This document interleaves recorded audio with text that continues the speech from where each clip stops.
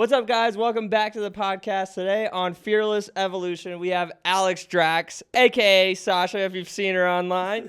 So super stoked to have you. Welcome on. Yeah, thanks for having me. Yeah, so we have a pretty like basic framework. It's like where you started, how you got to where you're at, and where you're going. So you were born, and then what happened? I was born, and then I was like, well, what do you want? What do you want to know? Well, I guess since you're like, let's keep it like social media. Like the headline or like the YouTube title probably be like, how to something social media. Yeah. Like, so how to be a successful influencer or how to be a content creator in 2026. That could be a good title. Yeah, there you go. Something like that. Yeah. So how did you get into the content business? Oh my gosh. I have been making videos on YouTube since I was 13. No way. Yeah, How old and are you now? I'm 33, or I'm about to be 33 next week. Oh, geez, happy birthday. Thank you. So I've been doing this a long time. My parents had cameras kind of lying around the house, like little digital camcorders. Yeah. They've always been creative. My parents are engineers, but they've always been, creative. My dad did photography. My mom does like painting. So Yeah. one day a kid in my, middle school class was like, hey, when you do a music video, I was like, oh my God, my parents. Middle school? Yeah, like Holy smokes. Yeah. we were doing a music video to some song. I think it was like a secondhand serenade song. And so I was like, oh my gosh, I have cameras. Let's use them. So we filmed with them and it was so much fun. I just remember having so much fun. Yeah. And then I was like, well, what do I do with it now? And my friend was like, there's this program called iMovie. And I was like, what's that? No way. And then I learned how to edit on my iMovie and I was hooked. And so then I started making YouTube videos with my neighbor, like all growing up. I don't know if do you remember Smosh? Oh my gosh. How old are you? 35. Oh, surprise. Smosh was like the YouTube channel back in the day. Like Yeah. they still are now, but they were like the one back in the day. So we would make random skits like them, enter in their contests. Like every weekend I was filming these different silly skits with my neighbor. That's so cool. Yeah, we were called Jot Productions, aka Jose Ole Taquito Productions, because my mom would feed us taquitos during lunch, so then I would make that as my production name. But yeah, we would do all kinds of sort of parodies and stuff like that, and just it was really fun. A couple videos would go like kind of viral, but it was like long form YouTube, so it was different, right? Yeah. And I remember when I was that young, I told myself, one day I'm going to go make movies in Hollywood. That was my goal. I said, I'm going to have my own production company one day. And where were you like, at this point in time when you were 13, where were you at, like living? Or I'm from the Bay Area. I'm from okay, that's Fremont. right. Yeah, Fremont, California. So I was living at home with my parents. Yeah. As most 13-year-olds do. Yeah. Rent free. Rent free. Yeah. So then I always loved doing any sort of like creative thing. I was a photographer. I was a wedding photographer. I was my school's photographer. I've always done like little recap videos.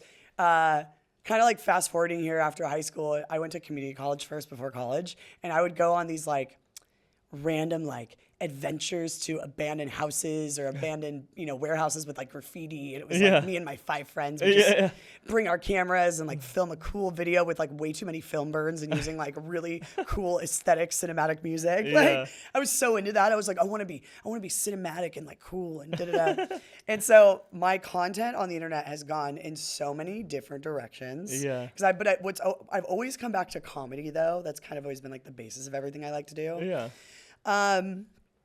So I did end up moving to LA to go work on TV shows and movies. And mind you, I've been doing social media like throughout my entire career of what I've been doing. I've always done social media. Yeah. If it was, as I said, like my page used to be like, my page literally used to be like a wedding portfolio or like my photography. And then I became, God, I've done so many things, but Dude.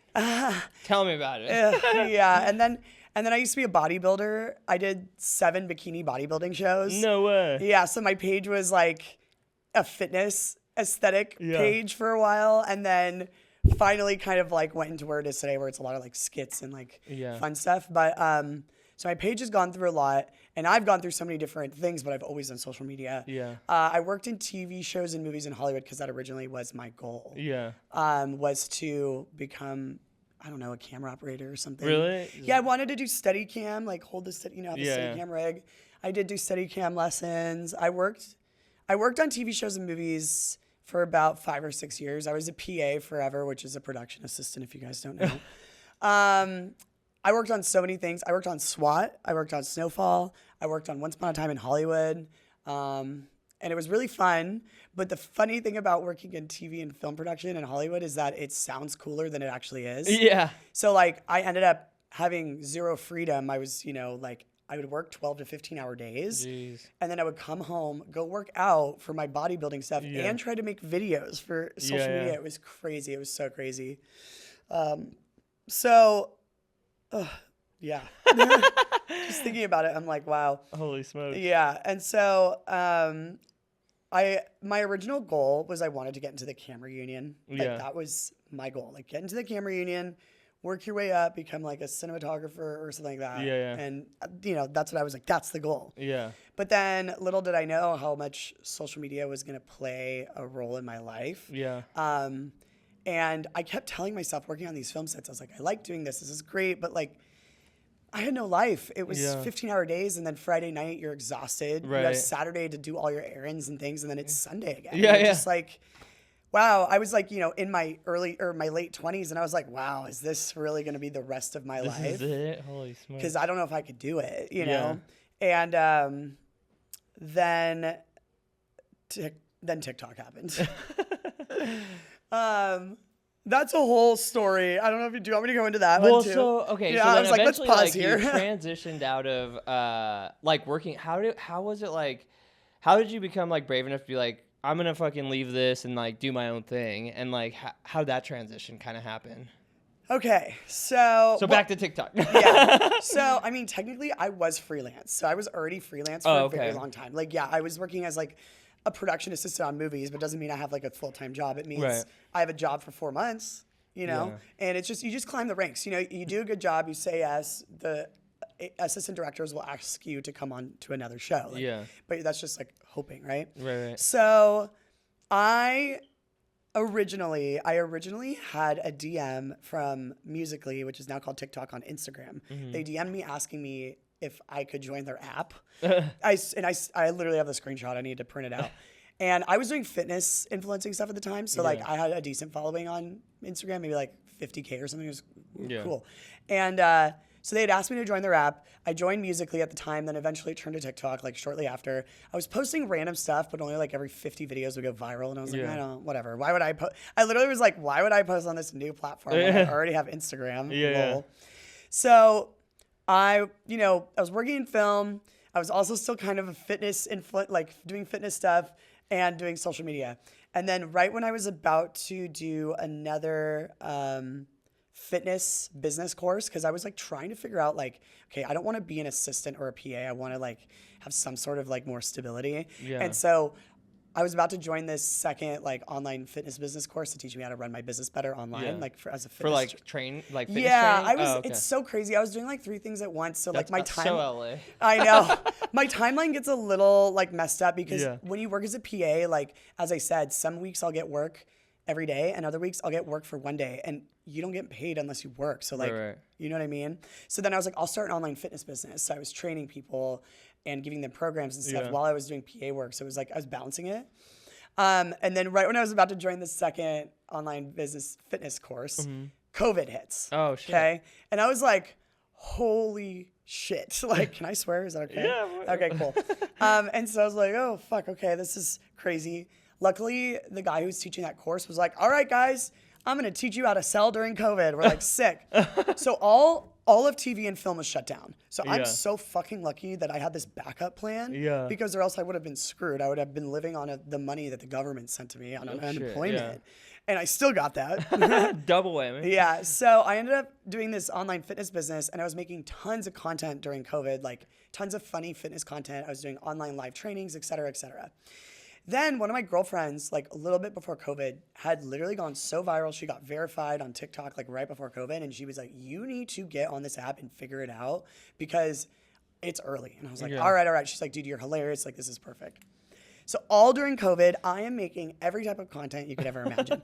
I'm doing dances. I'm doing skits. I'm doing lip singing. I'm doing everything because I'm like, what the fuck is going to go viral? I don't know, you know? And I was blonde back then. I didn't really have like my style or aesthetic that I do now. I was just like trying everything. Water break.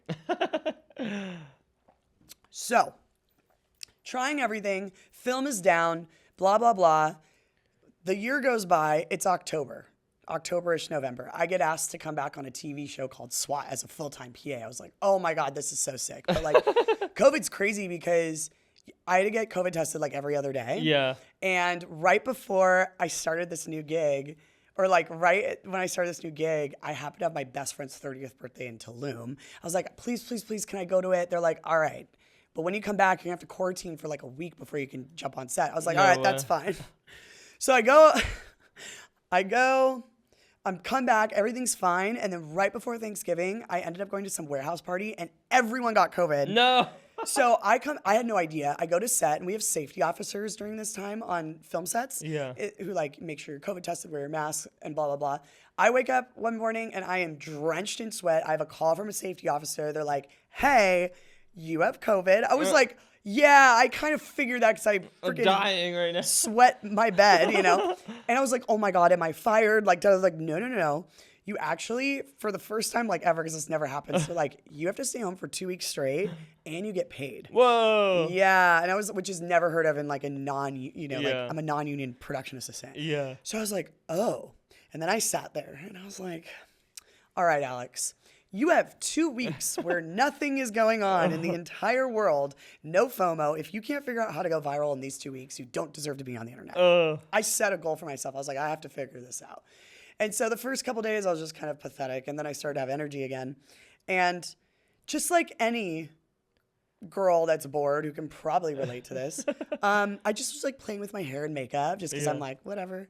And a little backstory context, I've always been super inspired by movies growing up, especially like psychological thrillers like Fight Club, Donnie Darko, Memento. I love that type of nitty gritty psychological warfare in their brains. And I've always I watched really cool movies like that, like growing up when I was little. My parents are cool. And so I was like sitting in front of the mirror and in movies like that, you know, usually like James Bond movies too, the villains are usually like these really cool female badass villains wearing like all black leather, and then they talk in the Russian accent. They're like, Bond, I'm going to kill you. And so my overactive imagination was like, I'm just going to try dressing up as like characters.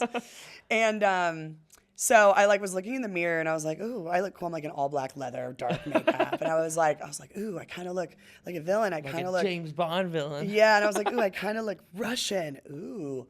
And so my content I was making at that time was fitness influencer versus personal trainer. So I would like make fun of influencers, even though I was. When I'd be like, oh my God, just drink water or just drink air and that's all. And then the fitness trainer would be like, yeah, go to the gym and work out. So I did this like contrasting, like this versus that.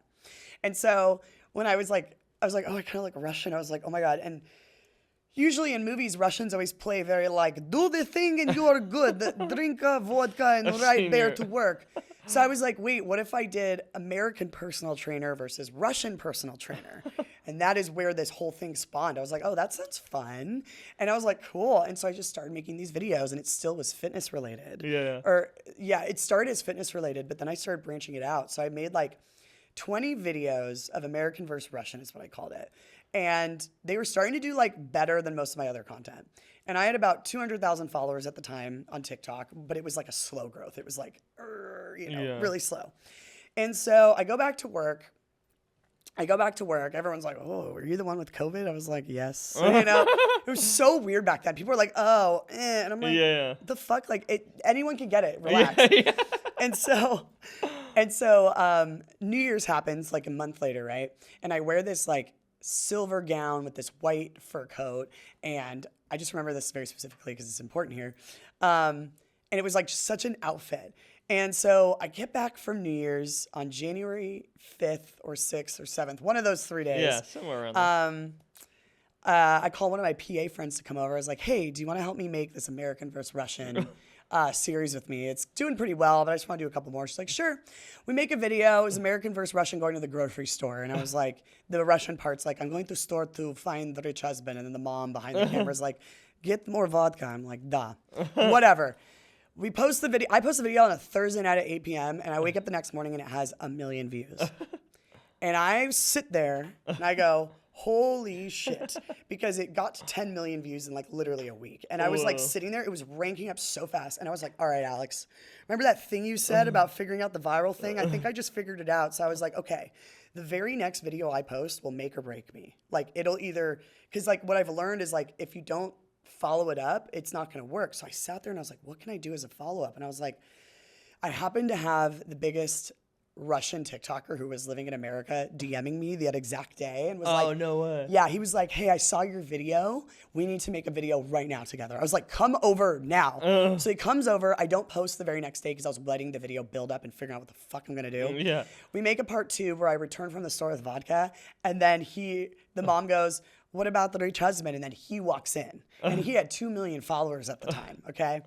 That video goes fucking crazy because I posted the day after or the day after that, whatever. That ended up getting 4 million views. The first one got 10 million views. Everyone was commenting like, oh my God, this broke the internet. Blah, blah, blah. And I was also still working full time on this film set. And January was the last month. So this is happening at the beginning of January. I was going to work every day, still as a production assistant, getting coffee. And my videos were getting millions and millions of views, and I was going up about almost 100 to 200,000 followers, like literally every couple days. Jeez. While working as an assistant on a huge TV show. Like I'm the bottom of the bottom here with the top, like more, it was crazy. And so every day I'd show up to work, everyone on set, including the directors and actors, would be like, is this you? And I'm like, yes, what's your coffee order? They're like, no, but this is you. And I'm like, coffee order. And that was like my life for a month. It was crazy. I worked every day. I would come home. I would spend like 3 hours making videos because I was posting like 2 to 3 times a day. Oh, sick. So every day I'd post and I'm like checking the comments, like going crazy. I didn't see my friends for a month. I ended up meeting a ton of content creators through this because I was getting big, so people were recognizing me. Yeah. And I met so many creators. I would collab with them on weekends when I had the time. And then I hit 1 million followers in 1 month on my birthday weekend with all of my friends in Mammoth. And I got this tattoo of a vodka bottle on my middle finger to signify like, hey, I hit 1 million followers. Like, what the fuck? Cool. It was really cool. So my 5-year anniversary of me In hitting LA? 1 million. No, my 5-year anniversary of me hitting 1 million followers is literally next week. Oh, no. On your birthday. On my birthday. Let's go. So the show, okay, so then like the show ends that I was working on, and I was like, you know what? I could either spend the next 20 years of my life trying to climb a union ladder and hopefully, but like I'll always be making the same money, or for the first time ever, I am ahead of something and everyone. There's the social media thing, and I was like, I could go that way, and I'm ahead of everyone, and let's see where that takes me. Yeah. I was like, fuck it, going that way. So I ended up only working like every now and then I work a couple like PA days, like just to like do some stuff. But I also had my, I think I still had my online fitness business at the time, but I was slowly transitioning out of that as well. So I was like, okay, I think I can make content full time somehow. Yeah. And then 6 months, so it's like 2021, January to about June, I was like freelancing half the time and then doing all my own content because my videos were going so viral. Like every video was getting over 1 million views on TikTok, and the creator fund back then was really good. So I was actually making money. And then I was making side money with other things, right? Yeah. So, and then come to about June, July of that year, Insomniac, who does like EDC and all the big festivals. I had shot a bunch of freelance stuff for them before and like PA'd for them like way back in the day, so they didn't know me. But I got a bunch of calls one day and they're like, hey, we have TikTok accounts at Insomniac. No one knows what to do with them because no one knows how to do this. They're like, you have production experience, festival experience, and TikTok experience. And I was like, oh, you want me to like produce them and shoot them for you, not just be in front of camera? They're like, yeah. And I've been doing that my entire life because that's what I did. And I was like, huh. Like social media productions for or like shooting. or No. Like I would go to the festival and I would come up with a bunch of ideas. I'd run around the festival, shoot those ideas. I'm not in it. I'm shooting them. I run back to the office. I edit them live and post them live. Oh, sick. And so I was like, oh, that's an interesting business idea. And then the fact that Insomniac was my first client. Yeah. And then my second client was Oakley. Like, whoa. Word of mouth. Those were word of mouth from a good friend of mine. And then I kind of was like, wait, I feel like I could do that as a company. Like, interesting. And so I I did that for them. And then because of Insomniac, I met a bunch of DJs while at these festivals. So I Yeah. started doing social media for them just individually. Oh, sick. But I learned really quick that I'm only one person. And if I'm shooting, editing, and posting for three Yeah. DJs, I have no life. Yeah, You yeah. know? So yeah, that's kind of where I pivoted to and how I got out of. No way. And then, That's so yeah. cool. Oh, and then right after I left traditional film, that insane LA strike happened for the yeah, film yeah. industry. And that went on for weeks and months. I don't remember how long. I got out of the film industry right before that. It's almost like I knew. It was crazy intuition. Dude, that's so crazy. That story is so awesome. So, like, I grew up making videos, skateboarding, and, like, doing things. And so I've been making content for, like, ever, too. And that's kind of like what a personal brand is, right? You just, like, change. And I tell all my clients, too, it's like people overthink a personal brand. Just, like, film and make content about whatever you're doing, you know? Right. Like, it's not that serious. But, like, where I feel like my perception is a little different is I've always made money from like marketing, like media buying. Like I always thought of traffic as like I could just buy it. Like, you know, like, so I never like tried to go viral or like try to do anything. I was like, I'll just buy the traffic and then I'll sell them something. Like, and then so that's how I like really structured my entire business. Even this place, like, you know, like, so It's smart. I mean, it's just very smart. yeah, but like it's crazy how you leveraged it because I know. Do you know Quest G on like Instagram or on TikTok? I don't think so. He's like another like super, and I love the guy. I grew up with him, but he's like tattooed. His eyeballs are tattooed and everything. Oh, I think I've But- seen you have him on here. Yeah, but he like is not doing well like financially, like, you know. So like there's like the level of like influencers who don't like figure out how to like turn it into a business and just like kind of he literally lives off like TikTok views. Like that's what his income is, and that's not a lot, right? Like, you know. Yeah, you need to. If anything, TikTok pays the worst. You got to go to YouTube, Facebook, Snapchat. Like they pay Yeah. really well. But yeah, it's like the thing I always say with TikTok. TikTok at the beginning and social media in general. You know, I went viral on TikTok myself, as in like Yeah. I didn't have a marketing company do it. Like I proved that I built 2.4 million followers myself, so I am marketable. Right. So if you're smart, a lot of like TikTokers, back in the day, they got really big and then they did acting deals, music deals. Yeah. Maybe they got, I don't know, made a product or something like that, because it's not forever. You're not going to be hot and popular forever. You're just not. Yeah. Unless you're like some celebrity, like you have to be like celebrity status to get there. But like even then people fall off because you got to have momentum to keep you going. So if you're smart, you start a thing. And so I started a business, which made sense because I started an agency because I got good at what I did. Right. To like, that's how I make the money. Right. Yeah, you have to. So that's so awesome. That's kind of what I wanted. The theme of the podcast is to like how you convert like your influencer or your traffic or your popularity into a business. And like from what you're saying, it was just natural, right? Like it was like what you were already doing, and then you started to provide it kind of like as a service for like clients. Yeah, and it's social media is tough. Though, I'll be honest. Like when I first started my agency, not a lot of people were offering it, but now in 2026, like. Everyone has a fucking social media agency. Dude. Everyone thinks they know social media. Dude. It's almost getting oversaturated like Dude. the fitness industry. And it's like you know what I like always gives me a kick, like the like 45-year-old moms or something that like swear they know like social media and they're just posting like Canva templates and they're like selling people that, and I'm like, what the hell? Like it's kind of crazy, right? Like but social media is hard. Like from what you're saying is that's why we kind of like call ourselves like a content marketing firm, not like a social media agency, because like. We mostly deal with attorneys and real estate developers, like people with money, right? Like we did direct sales for a long time. And it's hard to make those things like look sexy. And like some of the guys just have like huge egos, right? They're not going to dance or do like the things that are required to make the traffic, like, so like what we do is just we make the content, we like come up with an offer, we run ad traffic to it. They make money, we make money, and then it like keeps going. Are they making money because of like the ROI, like getting the sales or whatever? For whatever their business is. So for like attorneys, they want to sign up cases or like, so we run the offer to sign cases, and then that's how they make money, and then we get paid, they keep us going, and we just keep doing their content and stuff. What's your offer, as in like how many are you shooting the videos for them?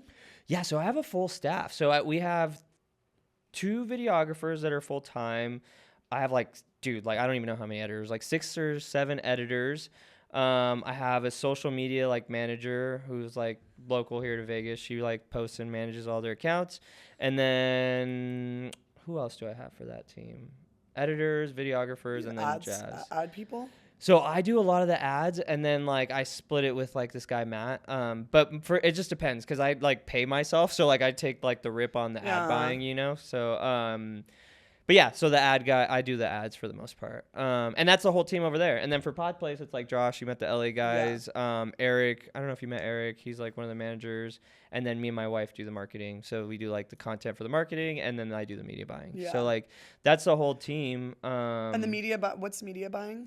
Like running the ads. Running the ads. Yeah. Yeah. That's the thing we don't do is like run any ads right now, which I do want to do, but we're kind of pivoting, or I don't know. I would love to talk to you about this too. Yeah, just we can talk off camera or on camera. I mean, we can talk right now too. Just like, how much money are you throwing on ads for like doing a social media, like your social media business, right? Well, like, so the social media business, I don't market. It's just like word of mouth because I've been doing it. Like no, but I meant like when you're running their ads. So let's say you're making, just depends like per the organization. So like attorneys have a lot of money, so they'll spend like 15, 20, 30, 40, 50, 100 grand. Like literally I've seen ad accounts. Yeah, a month. Wow. I've seen 100 grand. And then one of our clients who's a timeshare cancellation company, they spend 100 grand a month on ads. It's freaking nuts. Wow. Yeah. So, and then another company they spend like 230,000 on ads. They're a skincare company. And where are you running the ads? Meta. So we do Facebook. Okay. But like the guy we partner with, Matt, he does like TikTok and he does Google. And then are they just leading to like a funnel, like a website where so you have to, with marketing, like it has to all be connected. So like your offer has to be super solid. So like I'll just talk like the studio business. So it's like your first session is $99. So the offer is rock solid, right? Like it's just like people are like, fuck yeah, like I will buy that. And a lot of the time they either impulse buy or just like DM us and then we sell them. So your offer has to be really good. So like whatever business it is, so Oakley's like buy one pair of sunglasses, get two free, or like some sort of, that's where it all starts, right? Like every business has to have some kind of offer. Like if it's a painting place, like, hey, we'll paint fucking 3 walls free, you just pay for the one wall. But like the one wall costs like, you know, as much as what it would cost, like, you know, it's just, so then after that, like you need to know where they're going. Like once they click through, like they need a landing page, or like we like DM ads. So we'll like warm them up in the DMs and then we send them to a lander. And then after that, we have like an automation process where like they opt into their email. Now they're in our email. So I'm sure you probably get studio emails. So their email keeps warming them up. And then, after that, it just depends on the business. Sometimes they schedule consultation. So then we drive them to like a sales call, and then there's text message automations for that. And then the sales process is super important. So like for a firm or for like salespeople, like because you could put all this effort into it, right? You could make badass content, you get the lander, you do all the automations, and then they get all the way to the sales process and they don't know how to like sell or close. Then everything was for shit. Like you're totally fucked. And so we then go into and help them with the sales process. Like I will literally sit in and be like, okay, let's fucking sit through this because you're telling me my ads are fucking suck, or like we suck. But like I got them from way over here all the way to a fucking meeting in your office and you guys didn't close it. Now like what the fuck? So let's go through the sales process. So it's a whole fucking thing. Like, but that's why we mostly deal with like higher end clients, because then they understand that and we like train them on the whole process. So. Right, because then you have people that have money that aren't gonna like question every little thing you do. Right? Yeah. Yeah. So are you like, who's writing the strategy for these video ideas? Like let's say for a lawyer client, or like who's writing the emails? I'm always just so curious. Josh is the email guy. You're the email guy. Judy is you gotta meet my wife one day. Judy's the genius behind like our ads, like our physical ads. So and Matt too. So they kind of like, we work all like mastermind together, and we're like, okay, this is working, this is not working, let's try this, like, you know. And so then we have Avon as our copywriter, and he like pretty much writes like the copy, and then me and Judy film it, and then we give it to the editing team, they edit it, and then give it to Matt, he runs it, and then... Okay, so those are like for the ads to promote like the podcast. Yeah. Okay, let's say I'm a lawyer and I hired you guys. Yeah. Who's writing the strategy ideas for that?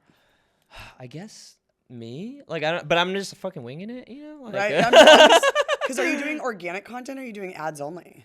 So we do organic content, but the organic content's like... I'll show you a bunch of like accounts after. Like they're not great, but we could improve organic. I'm just curious. Well, but it sounds like the ads you're running ads that get them Yeah, like leads and deals and stuff like Because that. that's kind of where we're lacking in my business, I'll be honest, is like we are excellent at organic, but then we don't do like I can make ads, we just haven't like added it. Like I partner with other ad agencies, right? Yeah. But like we just haven't like done it because none of our clients are it's just like none of our clients want to spend that extra ad budget. Yeah, right? for sure. Well, yeah, because they're like taking the full rip on you guys for like the traffic, because you guys are the traffic source. Like where Right. like our organic isn't the traffic source, it's just like whatever, and then our traffic source is like the paid media. So like it is tricky though, but with the studio business, because we didn't have to front the overhead for like a media agency because it was just us, so we did it. So we got it like for free basically, but we noticed like when media buying is going good, the organic just like amplifies it, because like you Yes. need that organic Yep. to like nurture them, because now Yeah. you've attracted them, you paid for them to come into your ecosystem, but then when you're blasting them with organic, it like helps the sale. Yeah, 100%. So it's tricky, like to like it's like what came first, the chicken or the egg type of deal, like Yeah. know. So then what I love how I've turned this into my podcast. Yeah, now you're like, what are we doing here? This is good because I'm just like I don't have a lot of other like agency people who kind of do similar things to like Yeah. bounce ideas Yeah, off of for and sure. stuff. But okay, so like let's say I'm a lawyer person hiring you and I want you to run my ads and make me organic. Like what's an average retainer look like? So like anywhere from like 7,500 to 10,000 a month is like what we sell that. And how much does that include the ad budget or is the ad budget separate? No, the ad budget's separate. Okay. And so like real estate guys are the only guys that have that kind of like money, So like lawyers and real estate guys. So then what are they doing? Like $20,000 a month extra ads? Yeah, essentially, yeah. So you're like, cool, pay us 10 grand a month. We'll make you all the content, like let's say 30 Well, videos, yeah. including ads or something.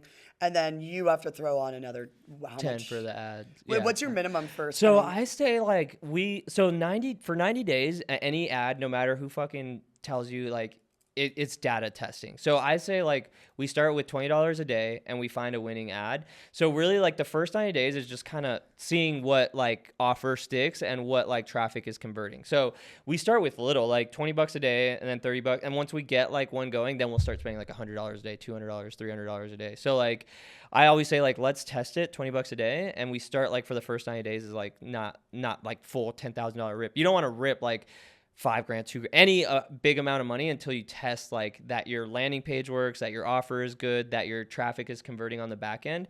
Once like the full system is streamlined, then you start ripping it, and then it just like keeps printing. But like, and then once you have the full system, like your creative is good for like 60 to 90 days. So you don't have to like really feed too much like stuff to it. Like you can use the same ads for like 90 days. Yeah, before it starts to like fatigue. Like for a lot of our clients, there's one client we make like 20 new ads a week. Like we literally just keep feeding it. Jeez, and it like wow. just rips. They're crushing it though. They're doing really good. So that it's just a different standard. Yeah, this has been a popular topic with my business partners, just like adding and getting really good at ads, because before, our offer was just like, we'll do your organic, which is Yeah. great, but now everyone wants the ROI on it. So it's Yeah. like, great, okay, we can do your organic and ads, because like Yeah. you just split up, like we'll do half organic so it populates the page, but then Yeah. we'll do half ads. Yeah. But I was just curious about the budget. The problem is like a lot of people like don't have those budgets unless Right. they are like the Yeah. lawyers and the realtors. Well, how long have you had your agency? Like 5 years? No, about like 3 officially. Oh, okay. I was working at a different one before. And Oh, okay. but our offer worked really great at the beginning, but now it's like, okay, I need to add ads in. Yeah, I mean, dude, we've been doing the agency for like 10 years. And Oh, same okay. thing. Like, Yeah. so like I was just a video guy. So I was just doing their videos. Yep, and then same. I was like, hey, you're not posting the fucking videos. Like, I'll do your social media management. And then I was like, okay, cool. So then I was just doing that for like 4 years. And Yep. then there was just a churn. Like you always they're like, all right, well, I don't know, we're cutting costs, whatever. And then you're the Yep. first one out. And then so I just kept doing that hustle for like a long time, like many years. And then I was like, okay, how can I make sure these fucking guys are making money? And then so then I started to restructure it. I was like, okay, like I'll make you money, you keep paying us. And then kind of like it kind of took that wave. And then now I really love the fucking studio business. So that's why I'm not really like super like I'm not running ads for the media business like so much. Because this is doing really well, the podcast. This is crushing it. And it's like this is a great lead magnet. So like it just brings a ton of people. I meet dope people like you. Yeah. I met fucking 2 or 3 really high-end clients from this too, and then I like onboard them to that. So I'm not like actively running ads and growing the agency. It's just kind of happening It's just organically. word of mouth, yeah. Yeah, because we've been doing it so long here in Vegas at What's it least. called? Pathfinder Productions. Pathfinder Productions. So, yeah, and it's pretty niche. It's just like I said, we do attorneys and real estate. Yeah, so you have developers. kind of a very niche demographic because we never niched down because like for us like the formula was like kind of the same for like what we're doing. But it's funny, it's like we had lawyers, we have crypto, we have music festivals, we had home cleaning products, but yeah, we need to add an ad. So it's really nice to talk about this because I'm like, I just need to add an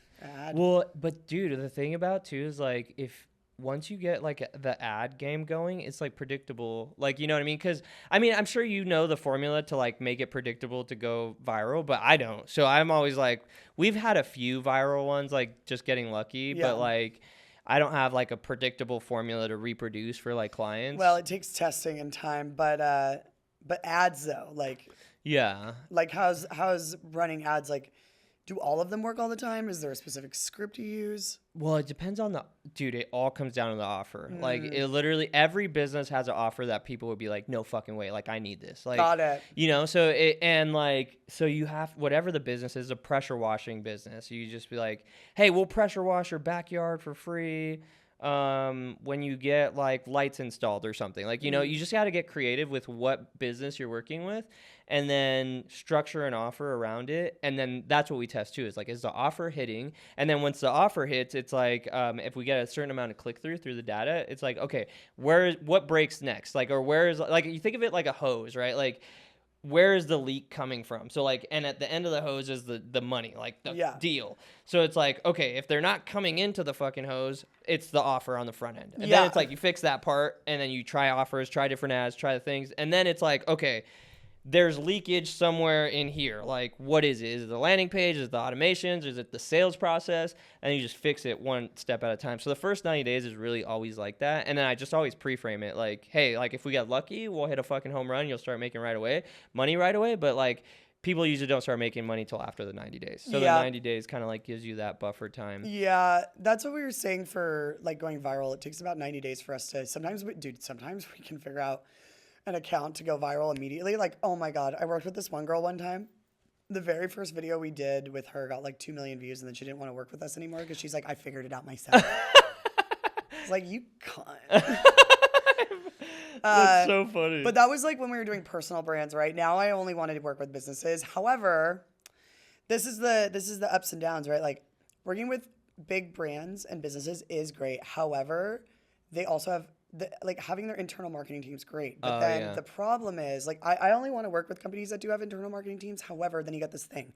They outsource to us. Yeah. They're like, hey, we want you to make our content. We're like, great. We're like, this is what works. They're like, that's cool, but this is what we want. And I go, okay, but this is what works. Like, but this is what we want. And I'm like, so then it almost feels like they hired us to do exactly what they want instead of hiring us to do what we're good at. Yeah. And that's kind of like the butting heads that I've been running into that I'm trying to like overcome a little bit is like, it's hard being a business owner. Sometimes I want to be like, shut the fuck up. You know what I mean? Yeah, dude, you have to deal with there's the bureaucracy. Like, and then you just do it and then you're just like, all right, fuck it. I'll just get this money. It's not going to work because I'm trying to tell you because I fucking do this. Yeah. But like, you want me to do this? I'll fucking do this. Run the check. Just keep running the check and fucking. And then of course. Fuck what I have to say, right? Of course, it doesn't work. And they go, well, why didn't it work? And I'm like, because we did what you told me you wanted to do, not what I was going to say. And it's the whole thing. And man, I had a pretty bad one this last Friday, this last week. Anonymous. No, it's okay. I just like, it's tough. It's tough trusting people to do what you do because I'm sure like you're very good at probably running ads and running businesses. I'm very good at coming up with ideas. So and strategy. And so when people I hire don't come up with the strategy that I was anticipated to meet the quality that I wanted at my agency, I then realize, what have I done wrong? Yeah. And so there's lots of crying and yelling the last few days. Man. I'm good now, but my God, like there was a moment last week where I was like, why did I start a business again? Like, it's fucking tough, dude. And you've done it a bit longer than me. I'm only like, I've done a lot of random businesses, but this is the first one I've had like legitimately for like it's only been 3 years. Yeah. And what do I say? It takes like 6 years to just even This get. is like after 5 years, most businesses lose money the first 5 years, which is crazy. I'm over here like last week I was like, what am I doing again? You know, like I've calmed down a lot since then. But geez, that's hard. Dude, I mean, like for us, it's just at the like level that I'm in business now, it comes down to leadership, like you said, trusting people, right? And like leading them, because like at the end of the day, like from you owning the business or like the leadership perception, it's like it's your fault at the end of the day anyways. Yes. Right? Like it's always like it's my fault because I fucking believed in you, like fuck me, like And you I know? didn't take the time to sit there and train you better. and double check it, and like it always comes down to your fault. So like for me, like my biggest role now in all the companies is just like leadership, like training leadership, and then like that helps like the mechanics of this. And that's why I like this studio business too, because like the higher end, like you have a similar business. It's like very niche, it's tailored, it's high end clients. You have to be involved. They want you because You have of to you. be yes, they Yeah. want you for you. So then when you try to step away and have your team do it, they get all pissy. Yeah. And they're like, well, nah. And then I have to literally step in as the mom sometimes and be Yeah. like, all right. And then everyone's like, oh, hi, we're glad that you're here. It's so Dude, hard. I literally have a client that like I just have to show up to the call, and I have to go in person to like see what's going on, to check on the videographer and show up to the call. I'm like, dude, for a while I was like, why do I have to be on the call? The fucking script writer's there, the fucking videographer's there, the editor's there. What the fuck do you need me for? Like, dude, you know, but they're like, well, you like are, you know, You're the one that you yeah, own it's the your company. vision, you're the guy, Yep. so I we don't want trust you. these people like I trust you. Yeah, I'm God. like, dude. And it's like, how do you scale a company when you have to be on every fucking call Yeah. and holding every client's hand Yeah. when you're like, wow, yes, it's my company, but I have my trusted producers to Yeah. run it. That's kind of the struggle I'm at now too. I was there for a long time, dude. I mean, I'm still there. Like the media, like the Pathfinder is like that. Like I'm Okay. still very involved with them. But this business is not. It's like I'm never here. Like they're Well, I fucking mean, I didn't running. even know. I didn't even know who was in charge of this until probably a couple weeks ago. And you're like, "Hi, I run this." I was like, "Ah," but I think this is different because you don't need a face behind this because people come in to produce their own content. Yeah. They're not like trusting you. Yeah. And that's why I think like this social media business is hard because so many people are like, "Oh, you know, every business." Essentially, yes, the processes and the SOPs are generally like Right. similar. But I can argue that running a creative business has like steps that are so a little bit different, even For though sure. people will argue with me and be like, it's the same. You got to train people and then the SOP systems. I'm like, Yeah. that's great, but there's a creative aspect to it Yeah. now where sure you're hiring engineers that are really fucking good and can be Yeah. like type in a computer, but I have to hire people that are creative Yeah, and for that's the right hard. thing. Yeah, they're hard. It's hard to find. It's super hard It's to find hard creators. because guess what? If they weren't, if they're good, they already have their own agency. Exactly. Yeah. If they're good, they don't like.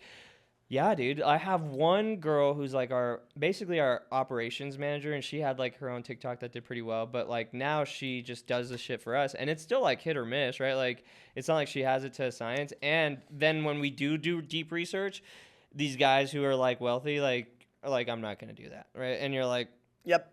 all right, Yep. back to the drawing board, you know? Yeah, and that's the hard part with like I've learned with like lawyers and more like our crypto client is like they don't want it. They're not gonna do the funny shit because like, Yeah. that's just not what it is. They want to do more of the informational, educational stuff. Right. Like, let's be real.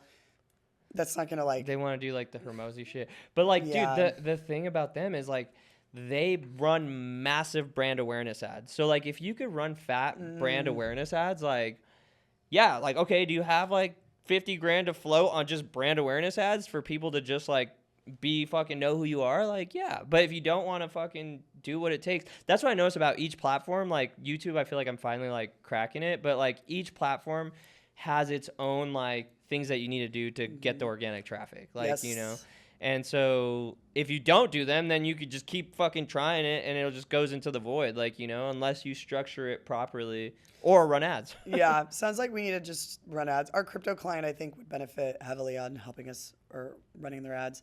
Do you guys white label? Yeah, for sure. Because I was gonna say we could 100%. white Yeah, label you guys to for do sure. the ads. Like we could just do it and then whatever, rip us whatever you want, and Yeah. then we would work under you. Because it sounds like you know what you're doing with the ad thing. Well, no, because Try. that's the thing is like I'm all about like collaborating and like partnering with people, obviously, sure. because like I can't fucking do everything myself. Yeah, for the hell. sure. And that's a big thing. Of course, I read Dan Martell's like "Buy Back Your Time." book. Yeah. And the problem with that book, that I like the book, I'm still reading it, but the problem with it is it doesn't go over enough about training people. Yeah. It tells you to like hire people to buy back your time, but it doesn't tell you why. It's Yeah. like, okay, great, I hired people to buy back my time. Oh, you forgot to tell me to train them. Yeah. So like the book, but I feel like there needs to be more in depth about that because like I hit this little roadblock where I did not properly train someone enough. So then there was mistakes made that cost me to work my entire weekend on something that was supposed to be done by someone else. Yeah. You know? I mean, that happens. I know, dude. So buy back your time. I love Dan Martell too. And like, I think one thing is so my original mentor was this Jewish guy who owned a store called Golden Beyond here. He just sold it to Super Palm for like $100 million, cashed out and left. He was like, fuck the United States, I'm out of here. Like, you know, good for him. And what I learned from like observing him is he used to freaking just like hire like just nickel and dime the fuck out of everyone, like pay as little as possible, take the biggest margin. And so I like first structured my business like that, but the talent you get is terrible. And then you're just fucking losing time because you're covering them up or fixing the shit. So now I started paying people fair and then like attracting better talent. And then that helps. Yep. I can relate to that so much because I was doing the exact same thing where I was like, and then you go back and backtrack and it's just like, sick. I just made more work for myself. Yeah. Fuck. It's hard. Like, it's crazy because like nobody tells you this. And yes, there are tons of books and podcasts about it, but it's like when you first start, you don't know where to start. Yeah. You don't know. You have to make the mistakes in order to realize like, oh, for sure, someone else has made this mistake hundreds of times. Yeah. Should learn from them. Yeah. And dude, I would say you still have to like go through your own journey and make your own mistakes and shit. And it's just like, I've been doing a business a long time, dude. Like my first business I started when I was 23, so 2013, and went bankrupt, lost everything. What was it? A mechanic shop with my dad. Did not work. And then my second business that technically like was an utter failure. Like I sold weed like since I was like 18 until I was like 28. But then I got really fucking big at selling weed. I was selling like pounds and pounds every freaking week. And then the DEA raided my studio and fucking shut me down. And then I did a little bit of jail time. What? Yeah, not a lot, like 3 weeks. And then 150 hours community service. Stay out of trouble for a year. We got a felon over here, ladies and gentlemen. Yeah, that's so funny. I love that. See, everyone's got that like rock bottom story. Massive failure. That was my fucking... At that point in time, too, I was like, I finally made it. I'm rich. And then, boom, no. Like, sorry, dude. And then 2 years after that, I LLC'd the Pathfinder business. Okay. And then was a videographer. And then that slowly, like, grew into what it is. And now this place. So, like, you know, been trying a lot of shit for, like, since 2013. So, yeah, cool. Just gotta keep trying shit. No, I appreciate that because some days I get so in my head. Like last week was a very crazy week for me. It was just like... I got so in my head about running this business and I was like, I don't know what I'm doing. I'm a failure when in reality I'm not. But like, you don't know because sometimes it's like working from home and on an online business, not in an office with people gets hard sometimes because even though you do have people working for you, you still feel alone sometimes, especially when I have to clean up people's mistakes. I'm like, does anyone fucking care? Nobody cares. Nobody cares as much as you because it's your business. Yeah, literally. They don't give a fuck. Nobody They're just there for the paycheck. And, you know, sure they care a little bit, but... So it's nice to hear like these things because I was like just getting real down on myself. I'd like to say it gets better, but you know it only gets better as long. Well, you're reading Buy Back Your Time, so self-development, right? It only gets better to the level that you get better. Yes, and I'm a big. I am very receptive to advice. So when I have a lot of amazing like friends who are a little bit older than me who have very success in their own ways. And so if I go to them with the problem or like something to vent to them about, and they're like, do you want advice? I was like, yes. I'm glad that they ask sometimes. Do you want advice or you just want to vent? Is right? it okay? Yeah. And so sometimes I will be like, I just want to vent, but they'll be like, hey, here's a book you should read. Hey, here's a thing you should do. Hey, maybe you should try getting more on LinkedIn. Da da da.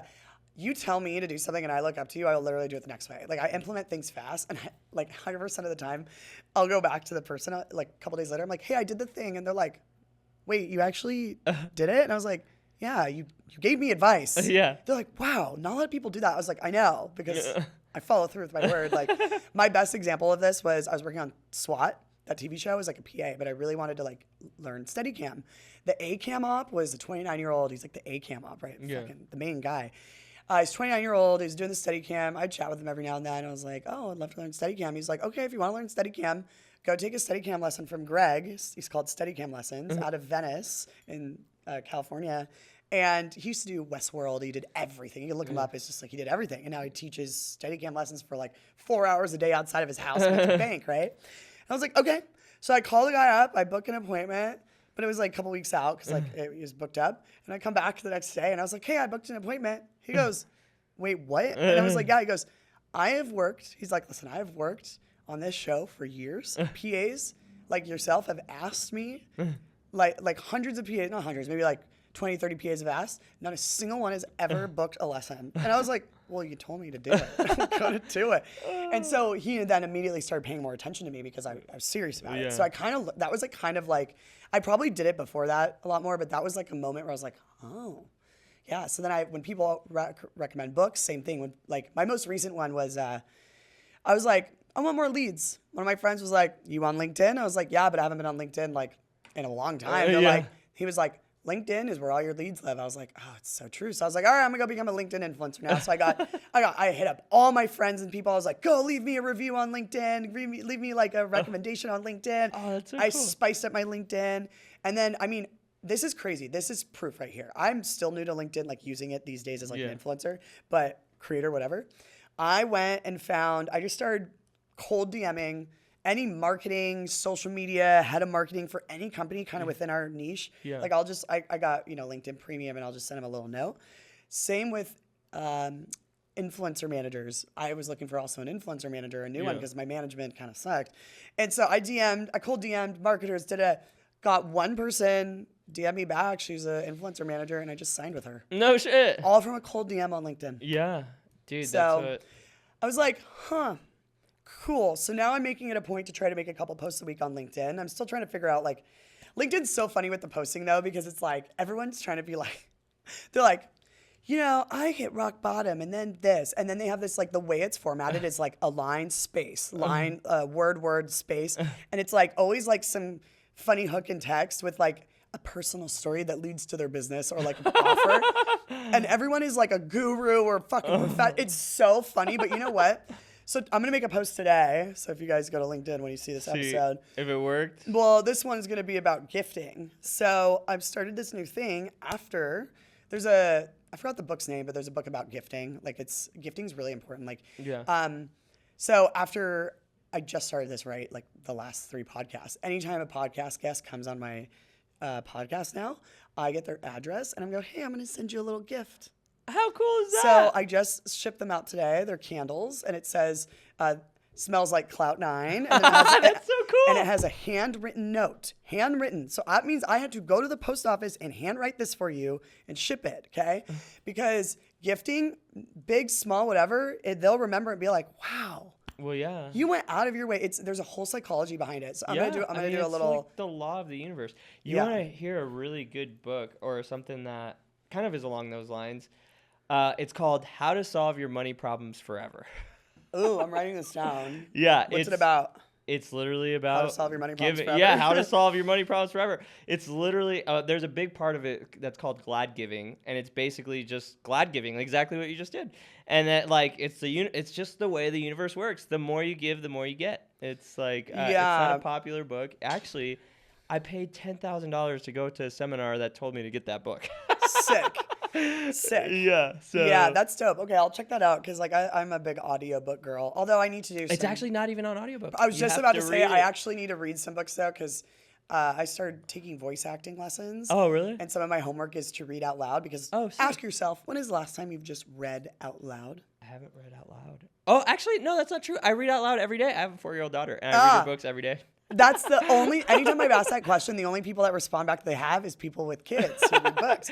But other than that, you don't sit there and read out loud anymore. You read in your head. Yeah. So for voice acting, they want you to enunciate and talk clearly. Yeah. So they're having us read out loud. And so I was like, you know what? Kill 2 birds with 1 stone. Read out loud self-help books for acting class. Well, in that book, it's like a top secret, like high level type book that like it doesn't have there's no audiobook to it. So you have to read it because a lot of the like high level secret society things, it's like all reading. Yeah. So you have to read it. Yeah. I just, my goal this year is read more books that it's like when I have hard days, like last week, I'm going to say last week so many times, I forget sometimes that there are books that people have literally struggled with the same thing and they have gone through it and there are solutions to your problems. That's my motto in life. If you have a problem, find a solution. Like, 100%. And so that's what I'm doing right now is finding a solution to my problem that I'm having, was having. And then now my goal is to just read more books of Yeah. people who are already successful in that area and Yeah. kind of like, and, you know, talk to people like you who are, Yeah.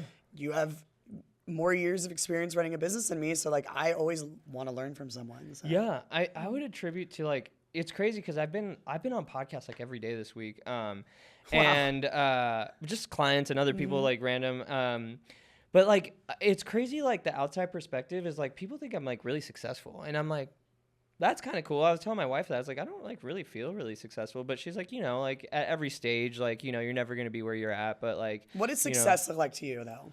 like I could ball every day, like ball, like, hey, you want to go Lotus car shopping? I'll buy you one. Like, you know, like, hey, you want to like, let's go. So success is a monetary value. Oh yeah, I guess, huh? Like, yeah.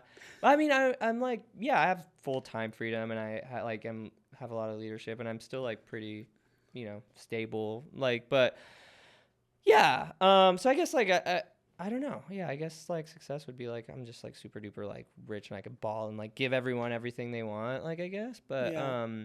freak now I don't remember what I was saying. Oh, people think I'm more successful than I am.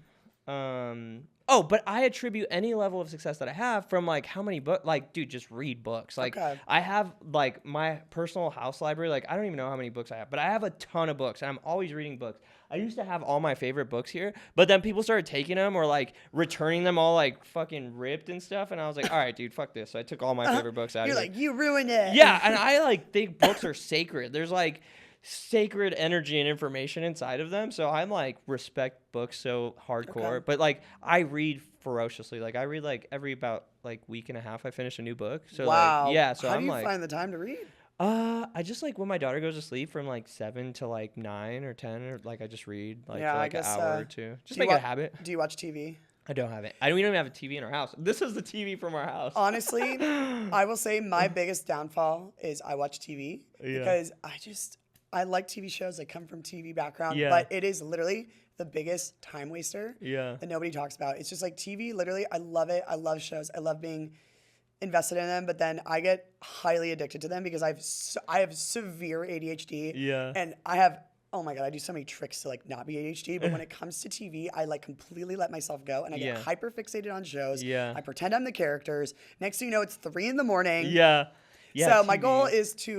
goal this year is to watch less TV so I could turn into books. See, that's the Yeah. difference. You have the time. You've traded your time. Yeah, TV time. On the weekends, I do stay up late and watch TV though, like on like Fridays and Saturdays. Maybe I I'll have be to like- treat myself to only on the weekend. Yeah, I like to watch like I watched like No Time to Die 007 like last weekend. It was long as fuck. I was like, dude, this is so long. It was like I finished. It was like 12 o'clock. I was like, what the fuck? And you're like, what the hell? I know. Yeah, I guess this was what I got to watch this week. But no, and I love movies too. But I know you're on a time crunch, and we both are. Is there any like any last advice you would give to maybe like an influencer or like someone kind of like coming up in the social media game on how they could turn it to like a successful business? YouTube. Honestly, I started on YouTube, but I didn't continue with it like I would do. I really enjoyed the short form more because it's, Yeah. you make a video in Quick the same day, dopamine. quick dopamine. It's the dopamine hits. Oh, it sucks. Yeah. The dopamine hits really just drive fuel my fire, which is Yeah. rarely rough. So if you don't have extreme, terrible ADHD like I do and more self-control, do YouTube. Because long form YouTube can be, look at Mr. Beast. Yeah. And literally. also, if it's your first time, watch every Mr. Beast podcast episode you could find. He literally tells you the tips and tricks on literally how to go viral.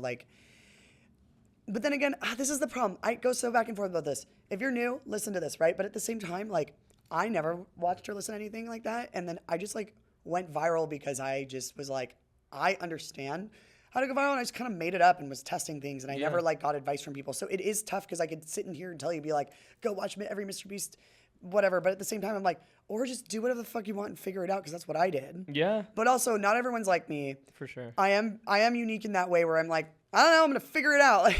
Yeah, that's the success qualities. That's why you're here and not a PA anymore. Yeah, no, literally, I'll do it until I figure it out. And that's why after my little meltdown I had last week, I was like, all right, done having a meltdown. Let's figure out next steps. So now it's like we're having training days with my team. There you like go. I'm gonna read some books. I'm gonna There read you some go. more leadership books. You There know, you like go. I didn't go to school for business. I don't Yeah. have any like prior business knowledge. I was just like a creative. The worst part is being a creative running a business because you're like, yeah, I get to be creative, except all the other business shit that you don't want to fucking deal with. Dude. No one told me that when you start a creative business, it's all meetings and strategy meetings. Oh, dude. And then it just, I don't know about you. I was a videographer. So I was just like filming videos. I always have loved making videos. Yep. Like, right, I make the coolest video, whatever. And then it's like becomes work. And then you fucking hate your camera. You're like, fuck this camera. I'd never bring it. I used to bring it everywhere. Now Yep. I never bring it. I was the same way. I was the girl with the camera all the time. Like now I'm like, I have an iPhone. Yeah. And then people will be like, oh, my favorite thing that happens quite often, because I am very social. I do go out a lot. And so when I go out in big groups of people I haven't seen in a while, they'll just want to talk my ear off about social media. And they're like, hey, is it cool if I ask? And sometimes I'm in the mood. Yeah. Sometimes I'll be like, hey, I just want to like dance and drink and not talk about social media. Please schedule a meeting with me during my hours. I'm like, Work hours, yeah. I'm not trying to be a dick, but Yeah. you know. Legit. But well, this was great, Alex. You gave so much game. Thank you so much for coming on. Yeah, Where can the appreciate people you. find you? yes, okay, so you can just type in Alex Drachnik all over the internet, but Drachnik is Drachnik. That is my last name, and it is my username on literally everything. You'll find Drac Social, which is my company. You'll find Clout9, which is my podcast. It's literally all on my main Instagram page and like everywhere. So Let's freaking go.